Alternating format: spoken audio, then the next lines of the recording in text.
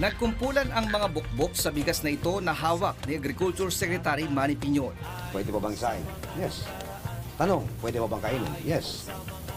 Bata pa ako, kumakain na kami ng bigas na nahugasan lang na may bukbok. Hindi ko lang alam kung yun ang dahilan ko bakit hindi ako tumangkad, pero sigurado, buhay ako. Hinugasan ito ng ilang beses ng kalihim hanggang sa humiwalay ang mga bukbok.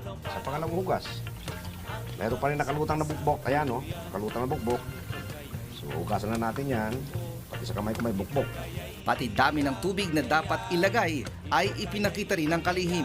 Pag ginanyan mo yung kamay mo, dapat yung tubig nandito lang. So, yan, tamang-tamang sukat ng tubig. Uy, may bukbok pa. Pero pwede na. Tatlong piraso, okay na yan. Ay, may lasa-lasa ng konting bigas. Okay, so isahin nyo to.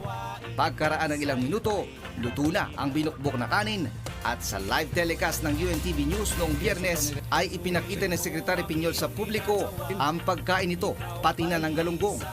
Ito po yung kanin na may bukbok. Pwedeng kainin. Pakita ko sa inyo. Galunggong may formalin.